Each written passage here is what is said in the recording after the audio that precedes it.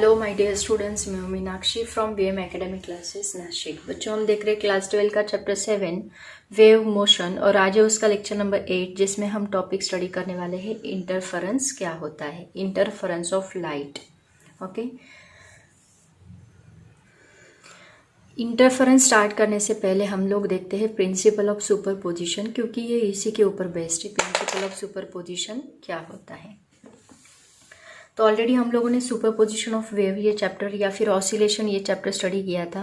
उसमें हमने principle of superposition already देखा था। ये क्या होता है? सपोज एक पॉइंट हम लोग यहाँ पे कंसिडर कर रहे हैं, एक पार्टिकल यहाँ पे है और ये दो सोर्सेस हैं जो कि वेव प्रोड्यूस कर रहे हैं। एक सोर्स से आने वाली वेव ये है जो इस पॉइंट पे रीच कर रही है।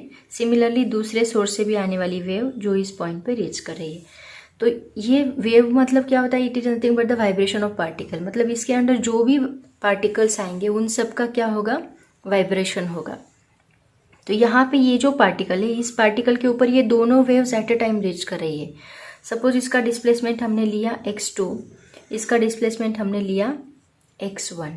जो ये वाइब्रेशन प्रोड्यूस कर रहे, मतलब यहाँ से ये जो वाइब्रेशन प्रोड्यूस कर रहे हैं इसको हमने कहा suppose this is y1, and ये जो वाइब्रेशन प्रोड्यूस कर रहा है, ये जो वेव वाइब्रेशन प्रोड्यूस कर रही है उसको हमने कहा y2। तो ऐसे दोनों वाइब्रेशन यहाँ पे रीच हो रहे हैं। तो अभी ये पार्टिकल कंसिडर करो, यहाँ पे ये पार्टिकल है, ये जो आने वाली वेव है इसका क्रेस्ट यहाँ पे आएगा और दूसरी वेव जो है उसका भी क्रेस्ट यहाँ पे आएगा। कंसिडर करते हैं, ये ऑलरेडी हमने स्टडी किया है। तो दोनों का क्रेस्ट जब आएगा तो ये पार्टिकल सपोज इसका पहली वाली का क्रेस्ट सपोज 2 सेंटीमीटर है और दूसरी वाली का एम्पलीट्यूड 2 सेंटीमीटर है। मतलब इतना वाइब्रेशन, मैक्सिमम वाइब्रेशन 2 सेंटीमीटर है। तो ये पार्टिकल कितने वाइब्रेशन से वाइब्रेट होता है, कितने सेंटीमीटर से वाइब्रेट होता है? ये दोनों के मिला के उतना वाइब्रेशन वो देता है। इसका मतलब इसका जो नेट डिस्प्लेसमेंट होगा इस पार्टिकल का वो कितना रहेगा? इन दोनों का मिला के, इन दोनों का कितना है? 2 सेंटीमीटर प्लस 2 सेंटीमीटर, मतलब कितना होगा ये? 4 सेंटीमीटर। ओके, अब कंसिडर करते हैं दूसरी केस, जब ये पार्टिकल, ये एक वेव का क्रेस्ट है और दूसरी वेव का ट्रफ यहाँ पे जा रहा है। मतलब ये +2 ऊपर एंड -2 नीचे। तो ये कौन सा वाइब्रेशन लेगा? +2 लेगा कि -2 लेगा?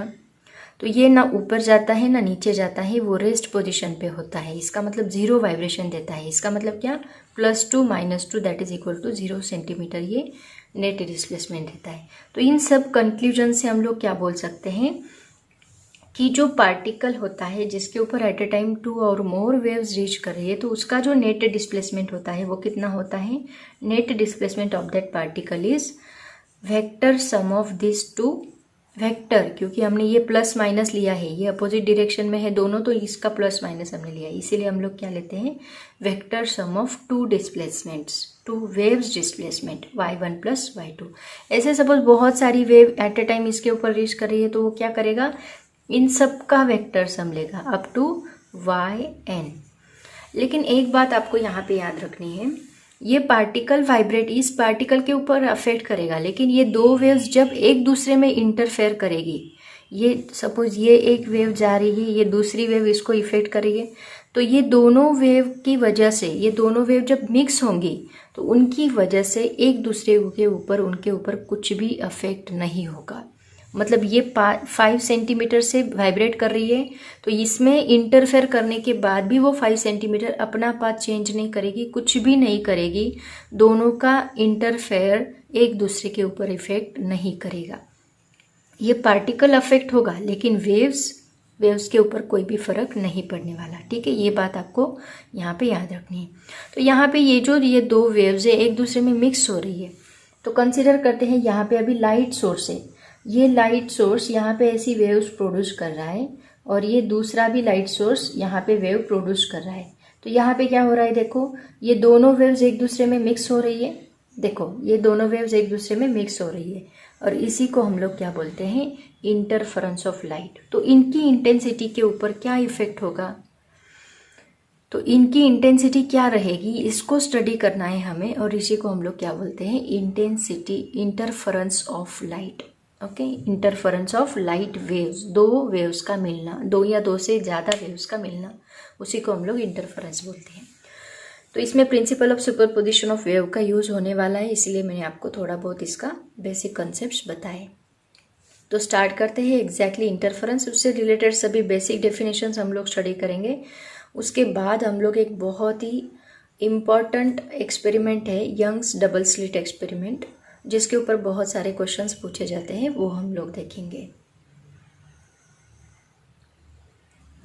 तो बच्चों सबसे पहले देखते हैं इसकी डेफिनेशन। डेफिनेशन देखो क्या है। Interference of the light is defined as, मैंने आपको क्या बोला, दो या दो से ज़्यादा वेव्स का मिलना, दैट मीन्स इसको हम बोलते हैं फिजिक्स की लैंग्वेज में सुपरपोजिशन ऑफ टू और मोर waves.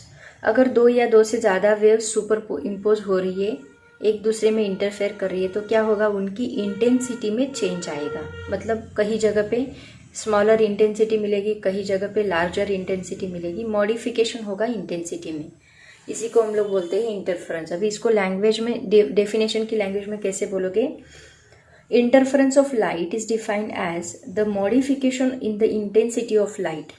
Modification in the intensity of light means larger at some places and smaller at some places, produced by, क्यों प्रोड्यूस हो रही है, produced by the superposition of two or more light waves। दो या दो से ज़्यादा वेव्स जब एक दूसरे में मिक्स होती है, सुपर इम्पोज करती है, तो उसकी वजह से लाइट की इंटेंसिटी में अफेक्ट होता है। वेव्स में कुछ अफेक्ट नहीं होता, बट लाइट की इंटेंसिटी, दो वेव्स मिल रही है तो वहाँ पे इंटेंसिटी ज़्यादा रहेगी। कब ज़्यादा रहेगी वो हम देखने वाले हैं, कब कम रहेगी, क्यों कम होती है, क्यों ज़्यादा होती है, वो हमें देखना है, ठीक है। तो इसी को हम लोग बोलते हैं इंटरफेरेंस। अभी इसके एग्जाम्पल्स भी है, देखो ऐसा होने की वजह से क्या होता है, appearance of colours in a soap bubble. Soap bubble में हमें ऐसे कलर्स दिखाई देते हैं, ये क्यों, ड्यू टू इंटरफेरेंस। उसके बाद colours in a thin oil film on surface of water. अगर ऑयल फिल्म है सरफेस ऑफ वाटर के ऊपर, तो वो ऑयल फिल्म में भी हमें कलर्स दिखाई देते हैं। ये क्यों होता है, due to the interference of light. तो ये सभी हम लोग स्टडी करने वाले हैं।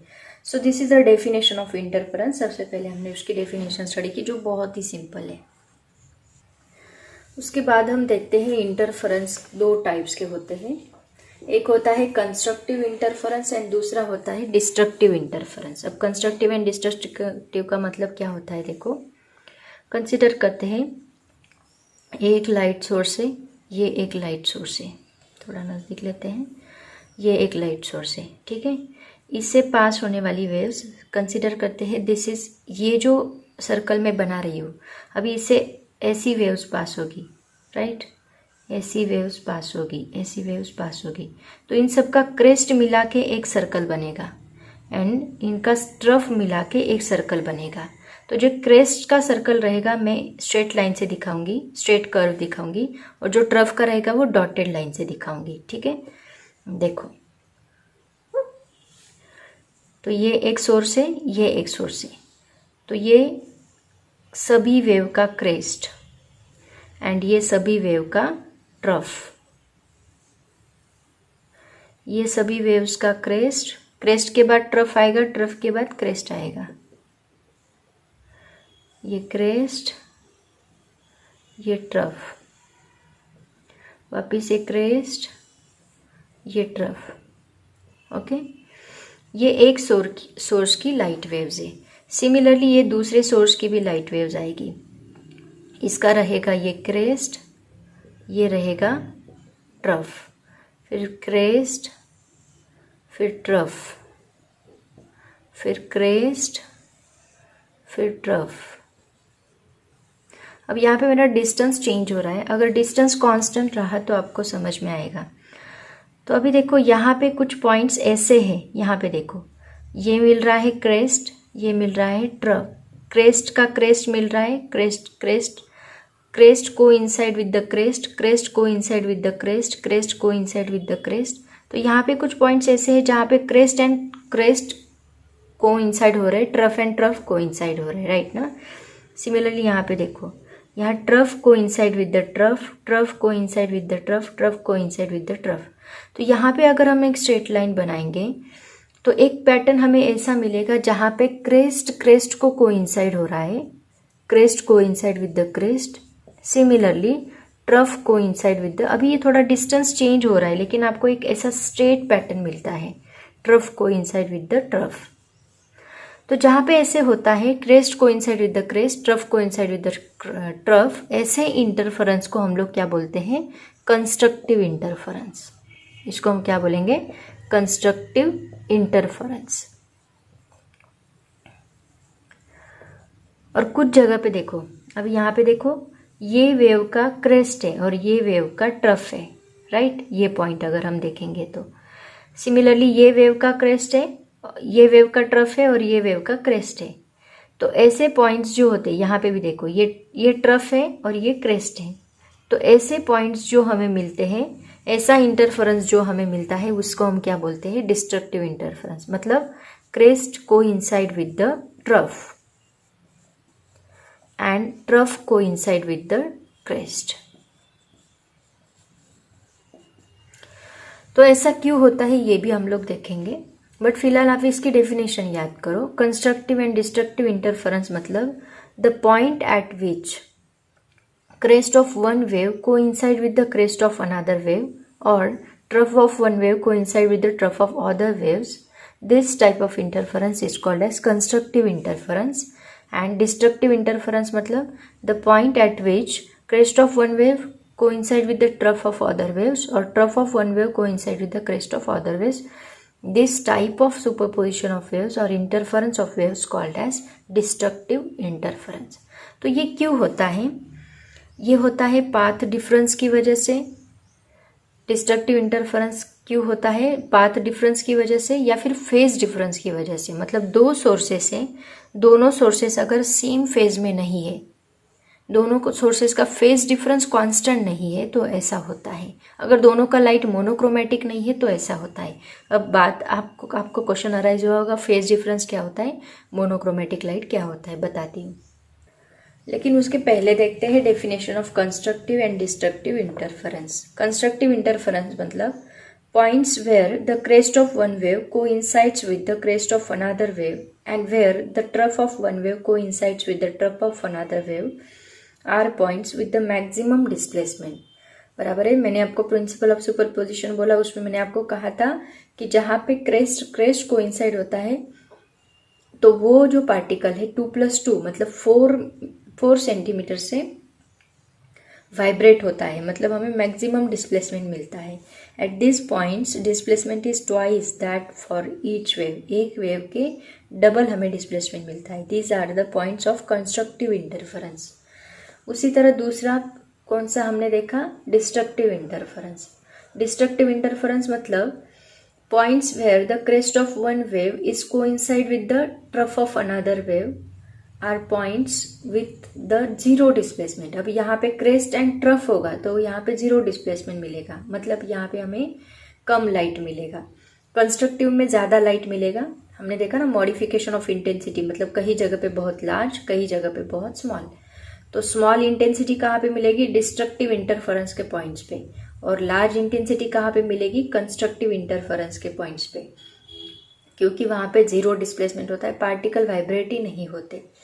These are points of destructive interference. Okay, so it is called as destructive and constructive interference.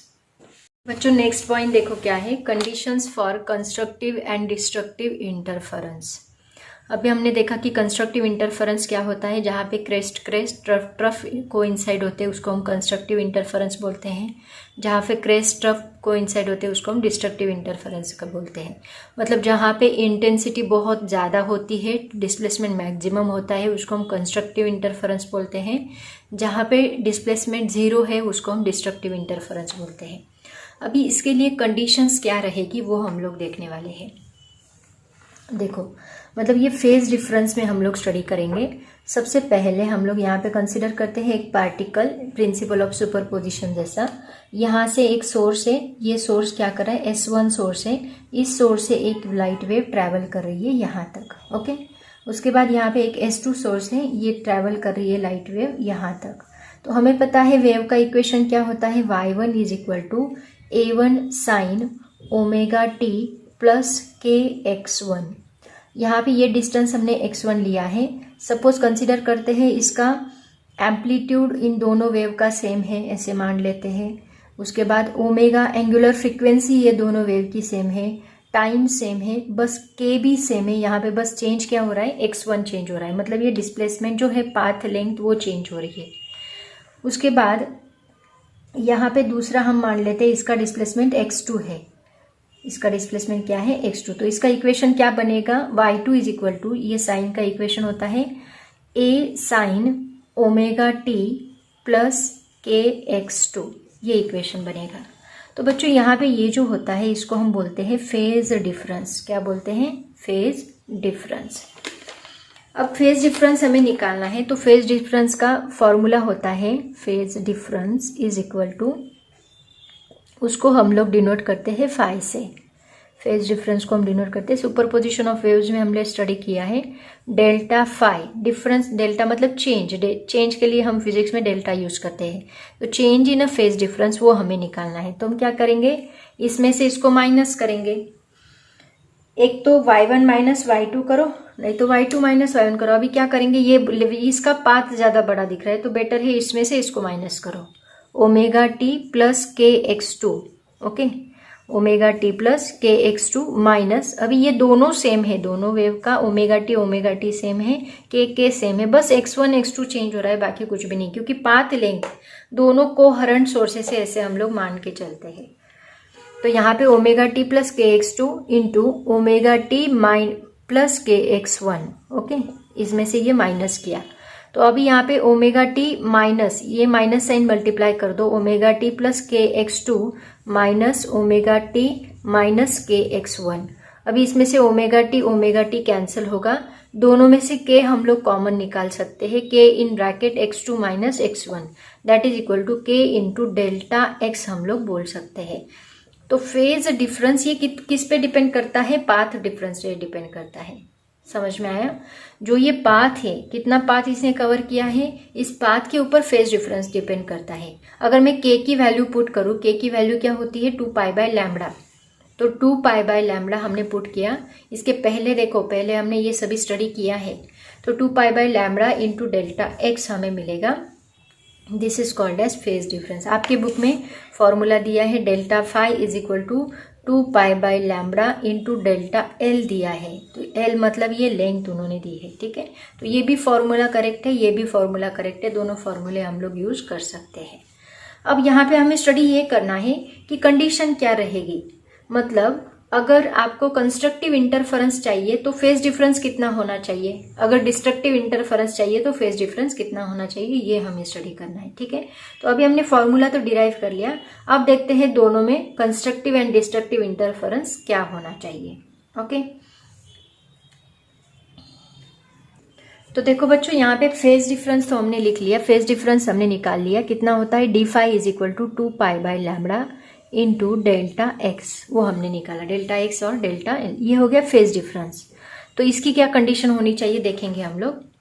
और एक बात, यहाँ पे हमें resultant amplitude and resultant intensity, इसका भी फॉर्मूला लगने वाला है। तो कंसीडर करते हैं इसका एम्पलीट्यूड A1 है एंड इसका एम्पलीट्यूड A2 है, मतलब ये दोनों वेव का एम्पलीट्यूड चेंज है। तो constructive interference and destructive interference के लिए उसके ऊपर क्या कंडीशन होनी चाहिए वो भी हमें पता होनी चाहिए। तो ये दोनों का एम्पलीट्यूड चेंज है, तो रिजल्टेंट एम्पलीट्यूड का फॉर्मूला आपको याद होगा, होप सो, नहीं याद तो मैं बता देती हूँ। रिजल्टेंट एम्पलीट्यूड का फॉर्मूला क्या है, AR is equal to A1 square plus A2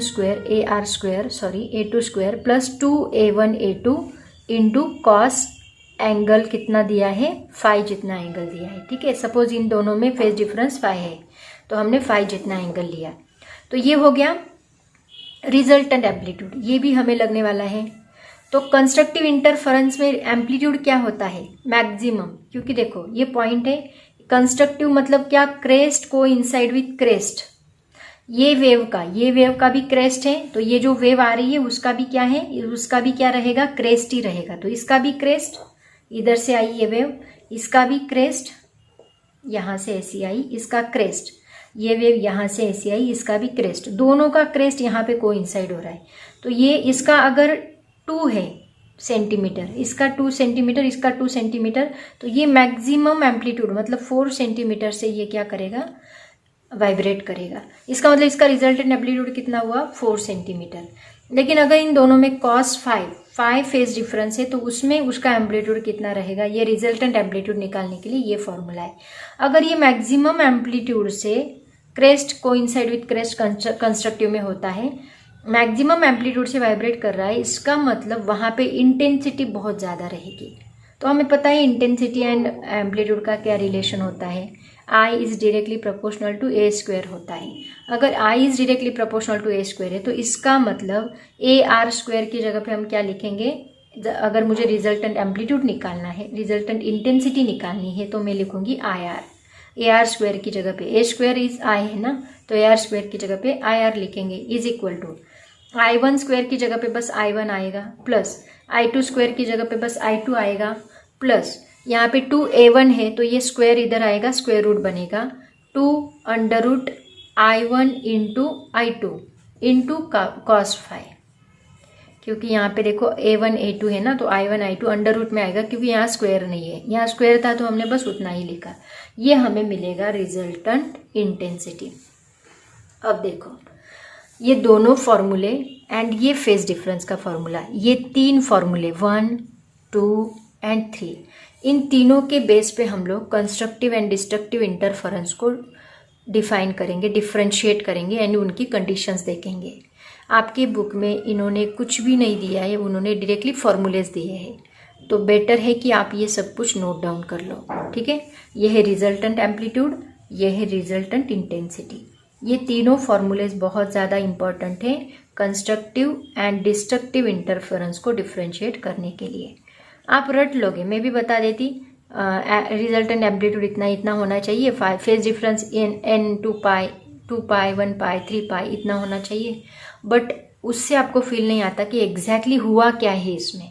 तो ये जो दोनों वेव के फॉर्मूले हैं इनके ऊपर से इसको डिफाइन किया है, जो हमने principle of superposition of wave में स्टडी किए थे। इसलिए सुपरपोजिशन ऑफ वेव ये चैप्टर स्टडी करना बहुत इंपॉर्टेंट है जब आप ये चैप्टर स्टडी करोगे, ठीक है।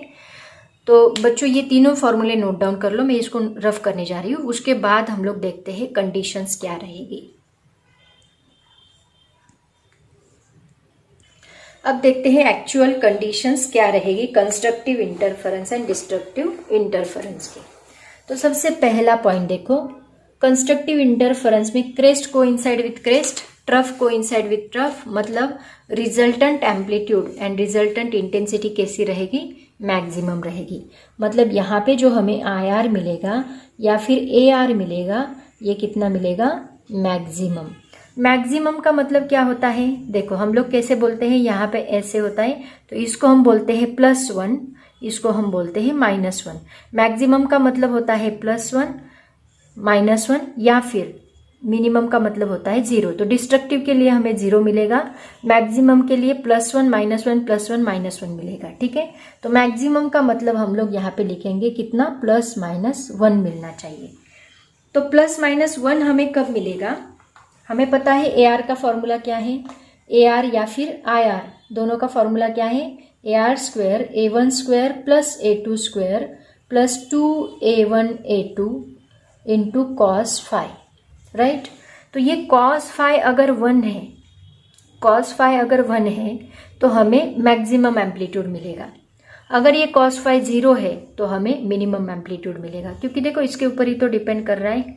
अगर ये 1 हमने पुट किया तो हमें क्या मिलता है, A1² + A2² + 2A1 A2 into ये 1 अगर हमने पुट किया 1, इसका आंसर 1 आया, तो हमें क्या मिलेगा, A1 + A2 ब्रैकेट स्क्वायर, ये हमें क्या मिलता है, AR²। तो AR इज इक्वल टू हमें क्या मिलेगा, A1 + A2 मिलेगा। एम्पलीट्यूड क्या मिलेगा, A1 + A2। कंस्ट्रक्टिव इंटरफेरेंस में हमें ये एम्पलीट्यूड मिलता है। वही तो मैंने बताया, पहली वेव का क्रेस्ट जा रहा है इस पार्टिकल के पास, पहली वेव का क्या जा रहा है, क्रेस्ट। सिमिलरली दूसरी वेव का भी क्या जा रहा है, क्रेस्ट ही जा रहा है इस पार्टिकल के पास। तो इसका A1 इसका A2, A1 प्लस A2 इतने एम्पलीट्यूड से ये पार्टिकल वाइब्रेट करेगा। AR is equal to A1 plus A2। समझ में आया? मैं सबको रिलेट कर रही हूँ तो आपको समझ में आएगा। तो यहाँ पे इसका एम्पलीट्यूड कितना होना चाहिए? A1 plus A2। ये कब पॉसिबल है? जब आपका कॉस फाई क्या रहेगा? 1 रहेगा। मतलब हमें मैक्सिमम डिस्प्लेसमेंट मिलेगा। कंस्ट्रक्टिव इंटरफेरेंस की डेफिनेशन याद करो, क्या है? The point where crest coincide with crest, trough coincide with trough, hence the particle और wave vibrate with maximum amplitude. Maximum amplitude मतलब कितना? Plus minus 1। इसका मतलब कॉस फाई कितना होना चाहिए? 1, तभी तो ये ऐड होगा। अगर ये कॉस फाई माइनस रहा तो ये माइनस, मतलब A1 माइनस A2 वो क्या बनेगा? 0 बनेगा। Am I clear? तो ये कितना होना चाहिए? 1 होना चाहिए। तो कॉस फाई 1 कितने एंगल पे होता है? कॉस फाई 1 कितने एंगल पे होता है? अगर फाई इज इक्वल टू 0 है तो हमें कॉस 0 1 मिलता है। अगर फाई इज इक्वल टू 2 पाई है तो हमें कॉस 2 पाई 1 मिलता है। अगर 4 पाई है, अगर 6 पाई है, एंड सो ऑन, मतलब ये सभी वैल्यूज के लिए हमें कॉस फाई की वैल्यू क्या मिलती है? 1 मिलती है। अगर ये कॉस फाई की वैल्यू हमें 1 मिलती है, इसका मतलब n इज इक्वल टू क्या होना चाहिए? इसको कॉमन फॉर्मूला हम क्या लिख सकते हैं? देखो, तो फेज डिफरेंस जो है, मतलब फाई जो है वो कितना होना चाहिए? 0, 2 पाई, 4 पाई, 6 पाई। इसका मतलब फाई जो है वो कितना होना चाहिए? जनरल 2n पाई होना चाहिए। कितना होना चाहिए? 2n पाई। और n की वैल्यू क्या रहेगी यहाँ पे? n is equal to 0, 1, 2, 3, and so on. समझ में आया? देखो, अगर मैंने n is equal to 0 put किया तो पहला फाई क्या मिलेगा? 0।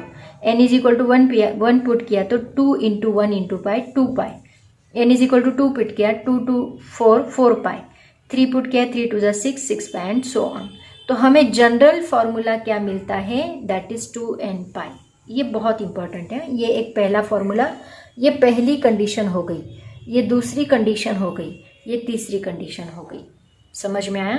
Okay, so this is the third condition of constructive interference. ये हो गया फेज डिफरेंस। ये क्या मिला हमें? Phase difference. अब बात करते हैं फेज डिफरेंस। अब बात करते हैं फोर्थ पॉइंट, पाथ डिफरेंस की। Path difference. पाथ डिफरेंस का फॉर्मूला हमने क्या डिराइव किया? याद करो, delta phi is equal to 2 pi by lambda into delta x. ये डिराइव किया 2 pi by lambda into delta x. अभी हमें डेल्टा एक्स निकालना है तो हम डेल्टा एक्स का फॉर्मूला बनाएंगे। Delta x is equal to, ये लैम्बडा इस साइड आके क्या बनेगा? Lambda divide by 2 pi into delta phi. अब डेल्टा फाई पुट करो, पहले 0 पुट करो। 0 पुट किया तो ये डेल्टा एक्स क्या मिलेगा? हमें 0 मिलेगा। समझ में आए? अगर 0 पुट किया तो डेल्टा एक्स क्या मिलेगा? 0। डेल्टा फाई की वैल्यू 2 पाई पुट करो, 2 पाई कैंसिल, फिर क्या मिलेगा? लैम्बडा। डेल्टा फाई की वैल्यू 4 पाई पुट करो, 4 फाई 2 पाई, 2 2 जा 4, मतलब ये क्या मिलेगा? देखो, लैम्बडा डिवाइड बाई 2 पाई। पहले डेल्टा फाई 0 पुट करो तो हमें क्या मिलेगा?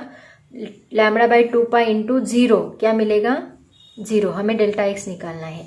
उसके बाद lambda by 2 pi into delta phi की वैल्यू अभी 2 पाई पुट करो, 2 पाई कैंसिल, कितना मिलता है? लैम्बडा। पाथ लेंथ निकालनी है ना। उसके बाद lambda by 2 pi, delta phi की वैल्यू 4 पाई पुट करो, पाई कैंसिल, 2 2 जा 4, कितना मिला? 2 लैम्बडा। मतलब 0, 1 lambda, 2 lambda, 3 lambda, 4 lambda, 1 lambda, 2 lambda, 3 lambda, and so on. मतलब पाथ डिफरेंस कितना मिलता है हमें? 0 लैम्बडा और 2 लैम्बडा। अगर कॉमन फॉर्मूला लिखे तो delta x is equal to हमें मिलता है n lambda, where n is equal to 0, 1, 2 and so on. ये मिली हमें चौथी कंडीशन। पहली condition, second condition, third condition, fourth condition. ये किसकी कंडीशंस मिली हमें? कंस्ट्रक्टिव इंटरफेरेंस की। किसकी कंडीशंस मिल रही है? कंस्ट्रक्टिव इंटरफेरेंस की। देखो, अब यहाँ पे AR is equal to intensity का भी बता देती हूँ। कभी कभी इंटेंसिटी के ऊपर भी पूछ सकते हैं। अगर AR is equal to A1 plus A2 है तो IR इज इक्वल टू क्या मिलेगा? IR, हाँ एक मिनट, यहाँ पे IR स्क्वायर मिल सकता है हमें, है ना? IR स्क्वायर, एक मिनट, हमने IR का फॉर्मूला क्या लिखा था बताती हूँ। देखो आई का फॉर्मूला हमने क्या लिखा था, I R is equal to I1 plus I2 plus 2 under root I1 into I2। अगर cos फाई 1 है तो ये 1 आएगा। तो ये किसका फॉर्मूला बनता है, अंडर रूट I1। देखो ये किसका फॉर्मूला बनता है, under root I1 plus under root I2 bracket square. ये किसका फॉर्मूला बना, IR का। समझ में आए? तो ये फॉर्मूला बनेगा IR का। करके देखो सॉल्व।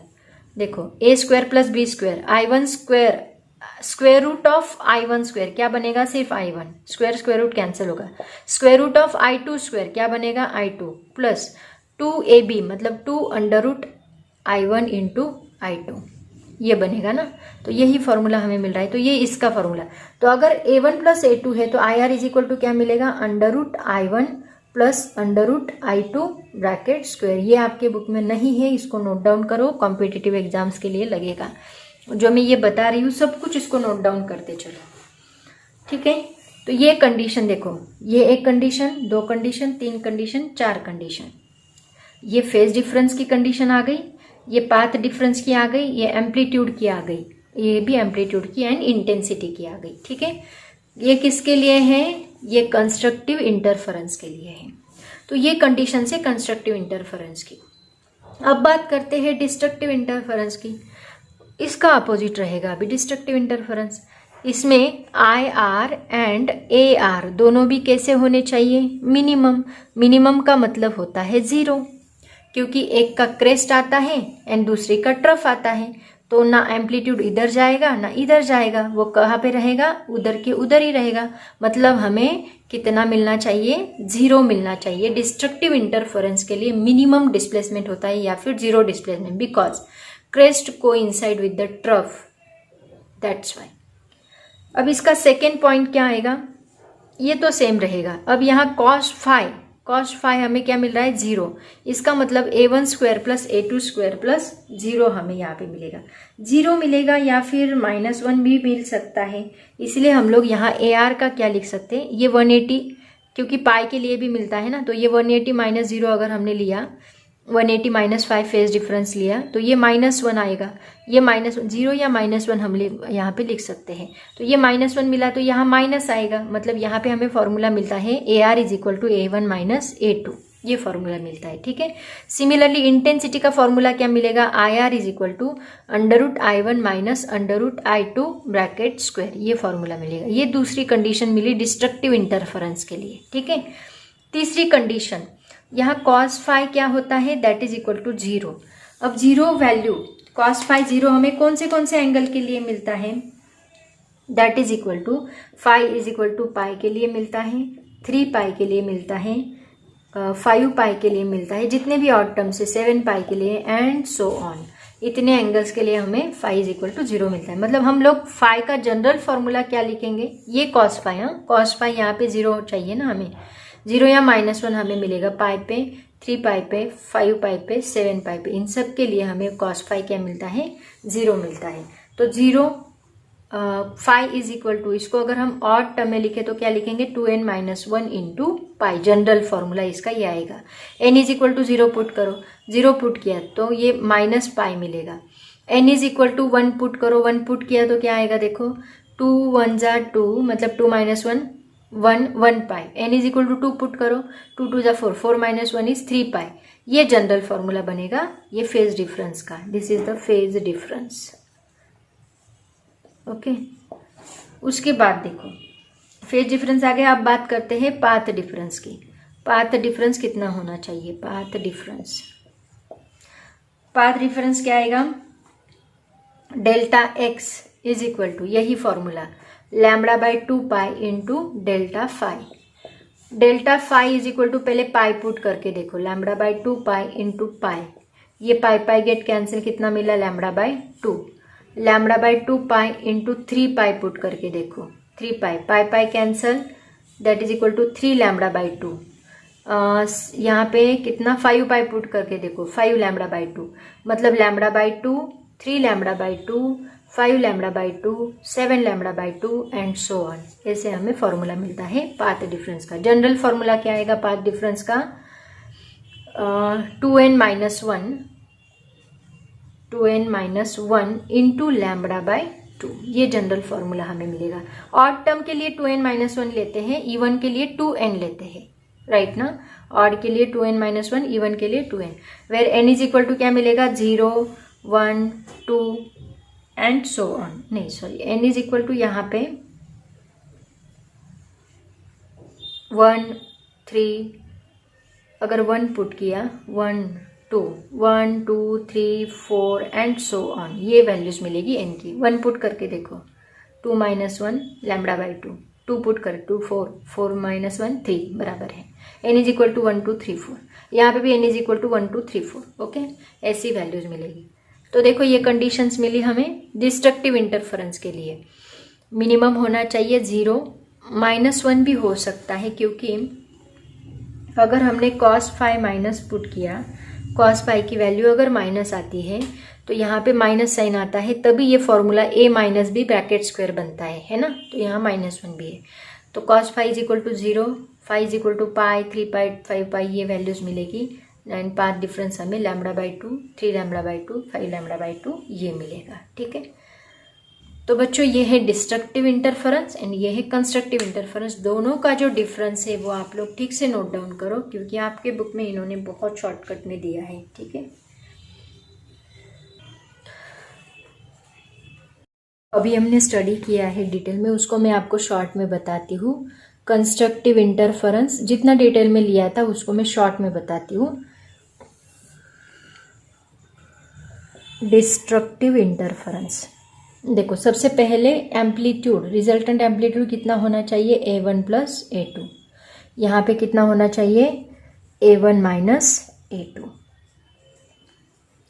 रिजल्टेंट इंटेंसिटी कितनी होनी चाहिए √I1 plus √I2 bracket square. Resultant intensity कितनी होनी चाहिए √I1 minus √I2 bracket square. Phase difference कितना होना चाहिए 0, 2 पाई, 4 पाई एंड सो ऑन, मतलब फेज डिफरेंस होना चाहिए 2n पाई। फेज डिफरेंस कितना होना चाहिए पाई, 3 pi, 5 pi, 7 pi and so on, मतलब फाई इज इक्वल टू कितना होना चाहिए 2n-1 पाई। पाथ डिफरेंस कितना होना चाहिए delta x is equal to 0, lambda, 2 lambda, 3 lambda and so on, मतलब delta x is equal to होना चाहिए n lambda. Similarly delta x कितना होना चाहिए λ/2, 3 λ/2, 5 λ/2, 7 λ/2 एंड सो ऑन, मतलब डेल्टा x होना चाहिए 2n-1 λ/2, वेर n की जगह पे हम लोग 1, 2, 3, 4 पुट कर सकते हैं, ठीक है। तो ये 4 पॉइंट्स जो हमने अभी अभी बताए वो बहुत ज़्यादा इम्पॉर्टेंट है, वो आपको याद रखने हैं। यहाँ पे इंटेंसिटी एंड एम्पलीट्यूड दोनों भी क्या होते हैं मैक्सिमम होते हैं।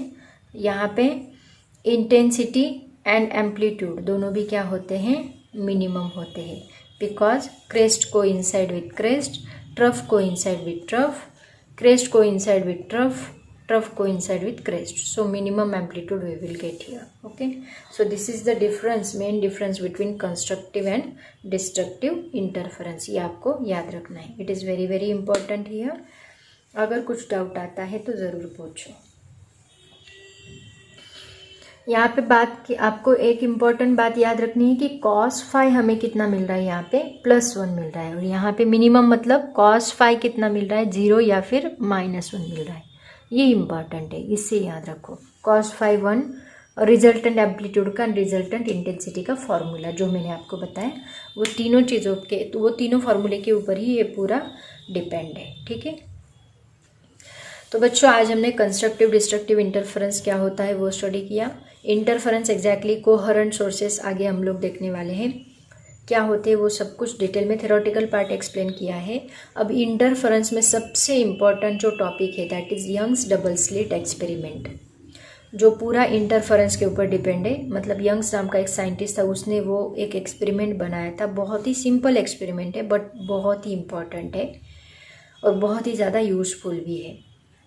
तो वो एक्सपेरिमेंट को हम लोग डिटेल में स्टडी करेंगे। ये थ्योरेटिकल पार्ट है, ये आपको बुक में पढ़ के भी मिल जाएगा और जो चीज़ें नहीं है वो मैंने सब बताने की कोशिश की है, सबको डिटेल में एक्सप्लेन करने की कोशिश की। इसको मैंने कंपेयर किया है with the principle of superposition. मतलब सुपरपोजिशन ऑफ वेव से रिलेटेड बहुत है ये टॉपिक, क्योंकि वेव मोशन नाम है उसका और वेव ऑप्टिक्स नाम है। तो दोनों भी वेव और ऑप्टिक्स, लाइट एंड वेव दोनों का कॉम्बिनेशन मिला के आपको ये चैप्टर बना के दिया है। इसीलिए ये चैप्टर पढ़ने से पहले आप लोग सुपरपोजिशन ऑफ वेव ज़रूर पढ़ें, that is also very important है।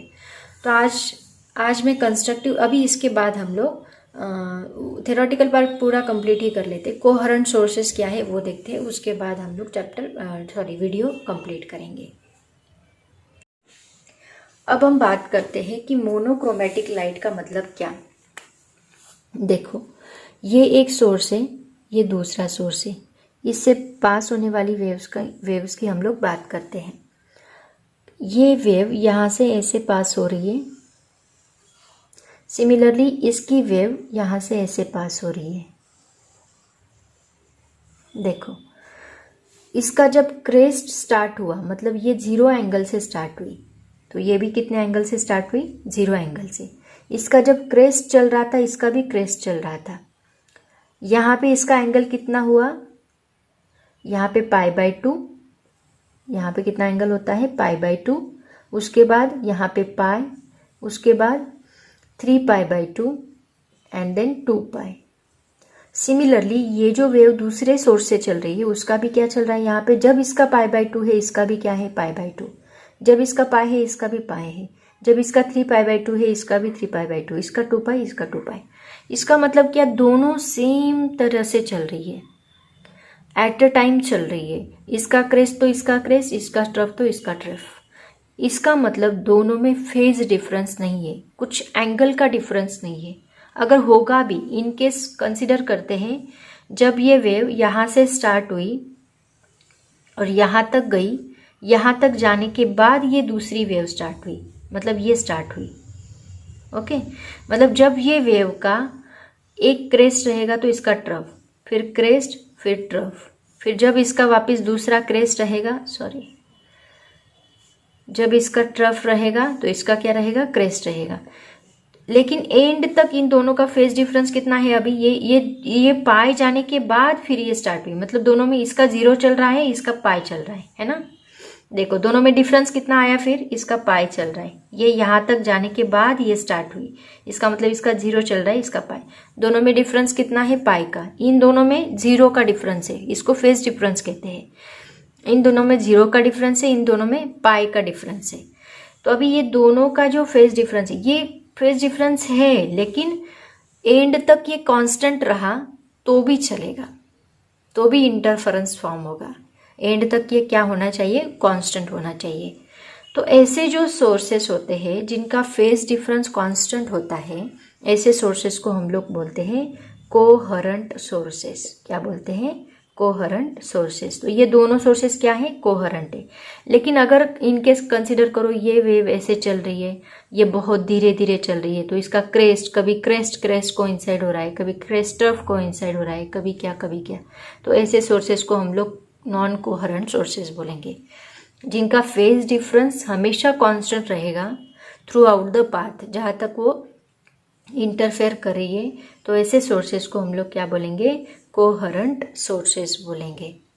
और उनका लाइट भी मोनोक्रोमेटिक होना चाहिए। मोनोक्रोमेटिक मतलब क्या होता है? मोनो का मतलब सिंगल एंड क्रोमेटिक मतलब होता है वेवलेंथ। तो इन दोनों की जो वेवलेंथ है देखो सेम है। इसकी भी सपोज ये वेवलेंथ लैम्बडा, तो इसकी भी कितनी है? लैम्बडा। तो दोनों का सपोज ये 1 सेंटीमीटर हम लेते हैं इतना पोर्शन, तो ये भी कितना आएगा? 1 सेंटीमीटर।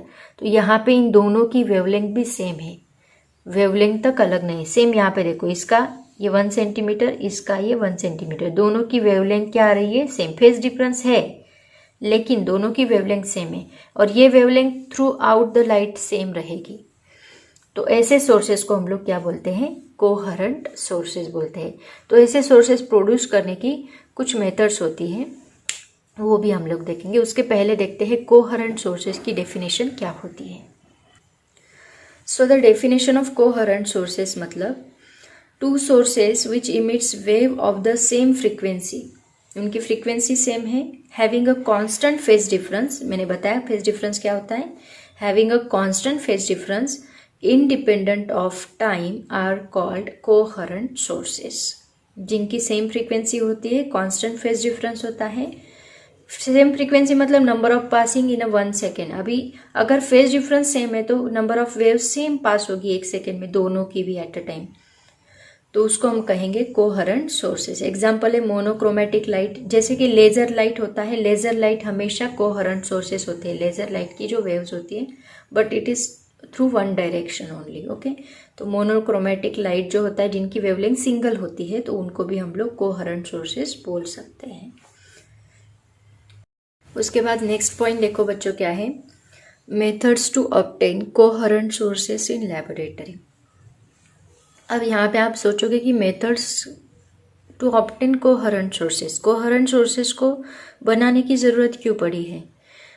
वैसे ही खुद कोहरेंट सोर्सेज, 2 सोर्सेज लिए तो वो कोहरेंट नहीं हो सकते क्या? तो मेरा आंसर है नो, नेचुरली कोहरेंट सोर्सेज नहीं होते। ऐसे सोर्सेज हमें नहीं मिलते जिनका फेज डिफरेंस कांस्टेंट हो, जिनकी फ्रीक्वेंसी सेम हो, ऐसे सोर्सेज हमें नहीं मिलते। तो उसके लिए वो हमें ऐसे सोर्सेज लैबोरेटरी में आर्टिफिशियली बनाने पड़ते हैं। तो उसकी कुछ मेथड्स हम लोग यहाँ पे डिस्कस करने वाले हैं। उसकी 2 ही मेथड्स हम लोग यहाँ आपके सिलेबस में दी है, वो 2 मेथड्स हम लोग डिस्कस करेंगे। तो 2 मेथड्स देखो कौन सी है। तो पहली मेथड है लॉयड्स मिरर एंड दूसरी मेथड है फ्रेस्नेल बाइप्रिज्म।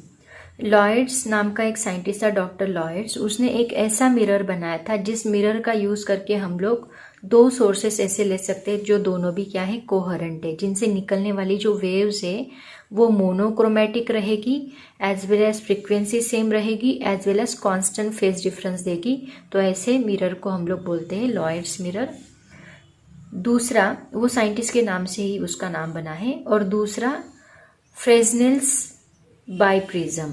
तो ये बाइप्रिज्म, बाय का मतलब होता है 2, प्रिज्म मतलब, प्रिज्म आपको पता है ऐसा ट्रायंगुलर शेप का एक इंस्ट्रूमेंट होता है ग्लास का बना हुआ, उसको हम प्रिज्म बोलते हैं, आपने लेबोरेटरी में देखा होगा। तो ऐसे 2 प्रिज्म मिला के, दोनों को कनेक्ट करके एक ऐसा बाइप्रिज्म बनाया है जिसका यूज करके हम लोग कोहरेंट सोर्सेज बना सकते हैं। तो वो फ्रेस्नेल नाम का एक साइंटिस्ट है, उसने बनाया था, इसीलिए इसको फ्रेस्नेल बाइप्रिज्म। तो आर्टिफिशियली ये 2 इंस्ट्रूमेंट का यूज करके हम लोग कोहरेंट सोर्सेज बना सकते हैं। तो कैसे बना सकते हैं देखते हैं। सबसे पहले देखते हैं लॉयड्स मिरर। तो देखो बच्चों, लॉयड्स मिरर में एक मिरर लिया जाता है।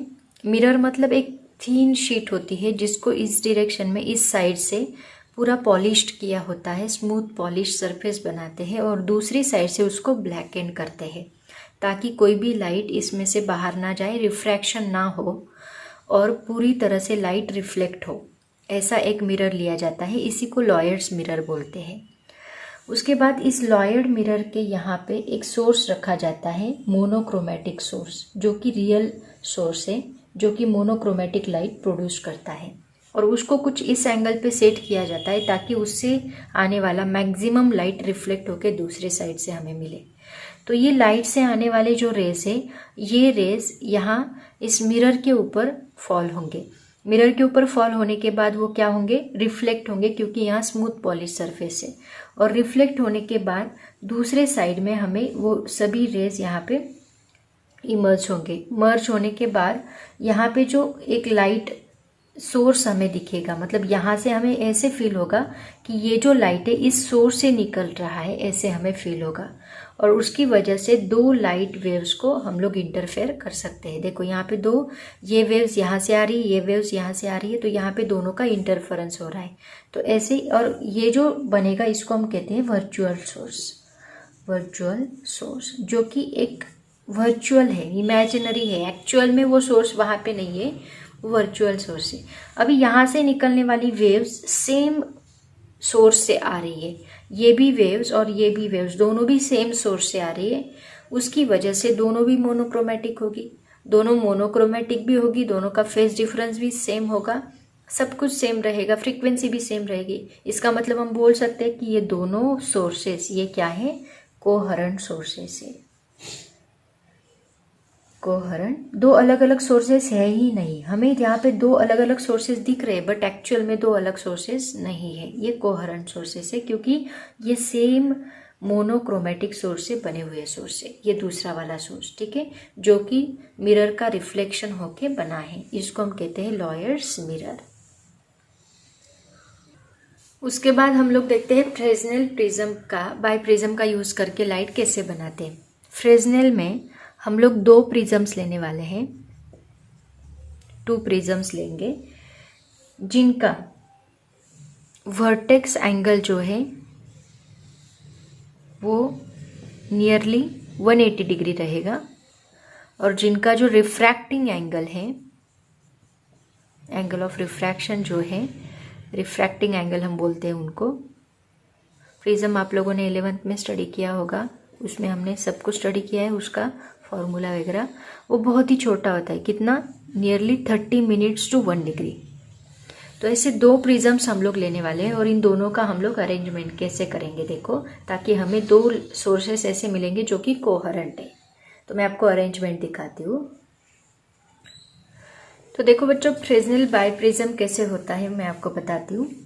यहाँ पे हमने 2 प्रिज्म्स यूज किए हैं, जैसे कि मैंने आपको बताया, जिनका वर्टेक्स एंगल होता है 180 डिग्री और जिनका रिफ्रैक्टिंग एंगल 30 मिनट से 1 डिग्री तक होता है। तो बहुत ही स्मॉल रिफ्रैक्टिंग एंगल के 2 प्रिज्म हमने यूज किए, ये एक प्रिज्म, ये दूसरा प्रिज्म, ट्रायंगुलर शेप का। उसके बाद इन दोनों के यहाँ सेंटर में हमने क्या रखा है, एक सोर्स रखा है, मोनोक्रोमेटिक सोर्स, सिंगल सोर्स हमने रखा है। तो ये सोर्स एस हमने यहाँ पे रखा है। ये सोर्स से निकलने वाला ये जो लाइट है वो प्रिज्म, दोनों प्रिज्म के ऊपर फॉल होता है। अब प्रिज्म से जब वो एंटर होगा तो वो उसका पाथ चेंज करेगा कुछ इस तरह से। तो यहाँ से फॉल होने के बाद इसने इसका पाथ, ये लाइट यहाँ पे फॉल हुआ, सोर्स से निकला हुआ, फिर इसने इसका पाथ चेंज किया कुछ इस प्रकार। सिमिलरली ये जो लाइट यहाँ से निकल रहा है इसने भी इसका पाथ चेंज किया कुछ इस प्रकार। फिर ये दोनों लाइट यहाँ पे मिक्स हो रहे, जहाँ पे हमें क्या मिल रहा है, ये जो रीजन है इसको हम कहेंगे सुपरपोजिशन रीजन, जहाँ पे वेव्स इंटरफेयर हो रही है, मतलब इंटरफेरेंस दिख रहा है 2 वेव्स का हमें, सुपरपोजिशन रीजन। 2 वेव सुपर, 2 या 2 से ज़्यादा वेव सुपर इम्पोज हो रही है और ये स्क्रीन है। तो यहाँ पे 2 वेव सुपर इम्पोज हो रही है, उसकी वजह से हमें कहीं ब्राइट कहीं डार्क ऐसे स्पॉट हमें दिखाई देते हैं, रीजन्स हमें दिखाई देते हैं। और हमें फील ऐसे होता है, देखो जैसे कि ये जो वेव्स आ रही है ये यहाँ से एक सोर्स से आ रही है, सपोज मैंने इसको नाम दिया S1, और ये जो वेव्स आ रही है ये यहाँ दूसरे सोर्स से आ रही है जिसको मैंने नाम दिया S2। तो ये दोनों सोर्सेस एक्चुअल में नहीं है बट हमें ऐसे फील हो रहा है कि ये 2 सोर्सेस है और ये एक ही सोर्स से निकला हुआ लाइट है। इसका मतलब दोनों भी क्या रहेंगे, मोनोक्रोमेटिक रहेंगे, दोनों लाइट का फेज डिफरेंस कांस्टेंट रहेगा, दोनों की फ्रीक्वेंसी भी सेम रहेगी। इसकी वजह से ये जो 2 सोर्सेस, हम जो वर्चुअल सोर्सेस है उनको हम क्या बोल सकते हैं, कोहेरेंट सोर्सेस बोल सकते हैं। ठीक है, तो ऐसे फ्रेस्नेल बाइप्रिज्म का यूज करके आर्टिफिशियल कोहेरेंट लाइट सोर्सेस बनाए जाते हैं।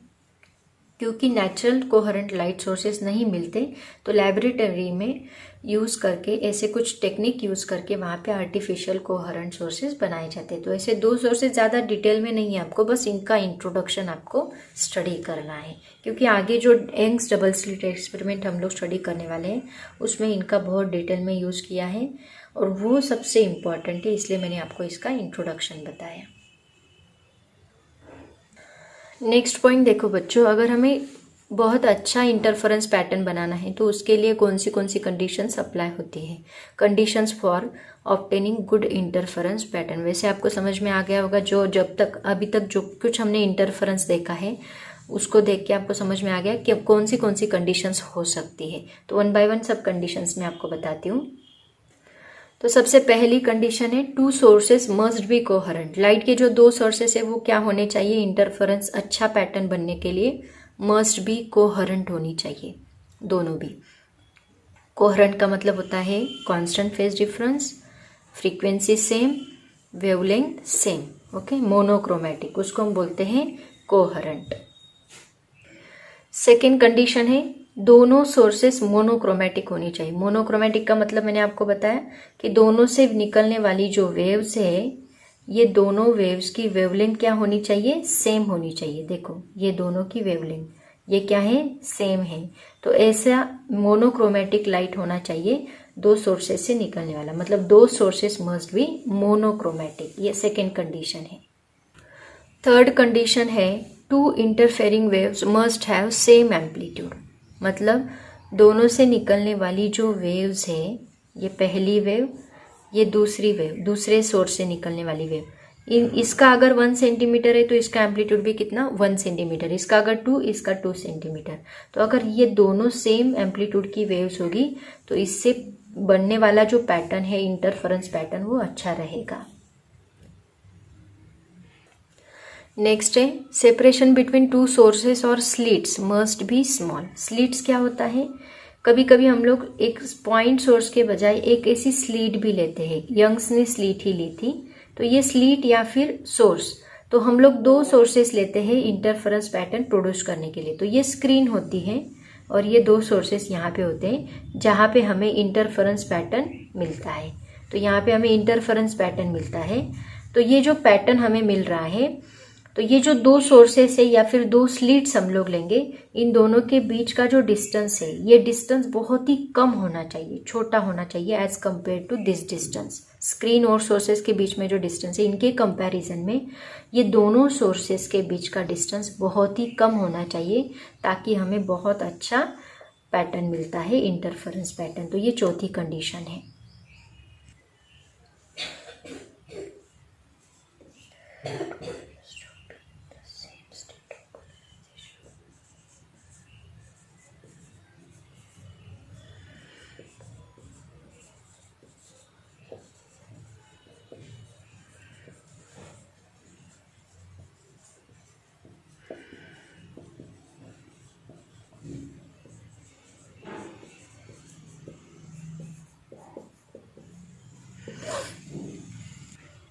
And the last point, two waves should be in the same state of polarization.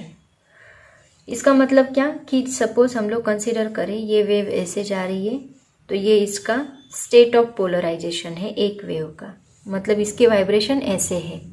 दूसरी वेव हम लोग कंसिडर करते हैं, सपोज ये दूसरी वेव है, दूसरे सोर्स से प्रोड्यूस होने वाली, इसके वाइब्रेशन ऐसे है। तो इसका पोलराइजेशन स्टेट ये है और इसका पोलराइजेशन स्टेट ये है। तो इससे प्रोड्यूस होने वाला इंटरफेरेंस पैटर्न अच्छा नहीं रहेगा, मतलब सेम मोनोक्रोमेटिक नहीं रहेगा, कोहेरेंट नहीं रहेगा। सो इट्स बेटर कि ये एक सोर्स से प्रोड्यूस होने वाली वेव की वाइब्रेशन ये है, तो इसके भी वाइब्रेशन यही होनी चाहिए, यही वाइब्रेशन रहे, तो पोलराइज लाइट दोनों का सेम स्टेट ऑफ वाइब्रेशन में रहेगा। इसको हम कहेंगे two wave should be in the same state of polarisation. तो ये पॉइंट्स है, अगर आपने ये सभी पॉइंट्स फॉलो किए, ये सभी कंडीशंस अप्लाई की, तो आपका जो पैटर्न बनेगा इंटरफेरेंस पैटर्न, वो बहुत ही अच्छा मतलब क्या कि एक मिनिमम इंटेंसिटी वाला पैटर्न, फिर मैक्सिमम, फिर मिनिमम, फिर मैक्सिमम, फिर मिनिमम, ऐसा पैटर्न हमें मिलता है इंटरफेरेंस पैटर्न। आप लोग ये एक्सपेरिमेंटली आप लोग लैबोरेटरी में देखोगे कि भी, अगर प्रैक्टिकल परफॉर्म किए तो ज़रूर देखोगे, उसमें इंटरफेरेंस पैटर्न जो बनता है, एक मैक्सिमम स्पॉट दिखता है, एक मिनिमम स्पॉट दिखता है। तो उसकी वजह से अच्छा, मतलब मिनिमम मैक्सिमम इंटेंसिटी लाइट वाला ऐसा पैटर्न फॉर्म होता है, उसी को हम लोग इंटरफेरेंस पैटर्न बोलते हैं। यंग्स डबल स्लिट एक्सपेरिमेंट में मैं आपको बताऊंगी वो पैटर्न कैसे फॉर्म होता है, ठीक है। तो ये कंडीशंस उसके लिए अप्लाई करनी है आपको। पहली कंडीशन क्या है, to sources must B coherent, to sources must be monochromatic, two interfering waves must be have same amplitude, separation between two sources or slit must be small, two slit should be narrow, two waves, ये जब हम slit लेंगे, slit ही लेते हैं actually, slit लेंगे तो ये point यहाँ पे एप्लीकेबल है। Two waves should be in the same state of polarization, मतलब दोनों के स्टेट ऑफ वाइब्रेशन सेम होनी चाहिए। तो ये कंडीशन है for obtaining good interference pattern.